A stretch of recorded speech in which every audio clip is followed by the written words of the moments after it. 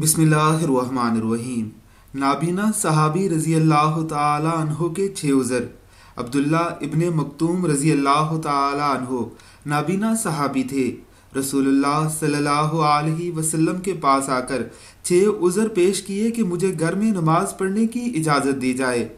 پہلا یہ کہ نابینا ہوں، دوسرا یہ کہ مسجد سے دور ہوں، تیسرا یہ کہ جانور درندے ہیں یعنی راستے میں، چوتھا یہ کہ درخت اور جھاڑیاں ہیں، پانچواں یہ کہ گھر سے مسجد تک لانے والا کوئی نہیں، اور چھٹا یہ کہ بوڑھا اس قدر ہو گیا ہوں کہ ہڈیاں باریک ہو گئی ہیں۔ رحمت عالم نبی اکرم صلی اللہ علیہ وسلم نے پوچھا، عبداللہ اذان کی آواز سنتے ہو؟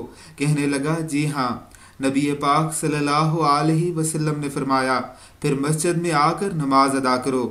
اللہ رب العزت کی ذات ہمیں اس حدیث مبارکہ کو سمجھنے کی توفیق عطا فرمائے، آمین ثم آمین۔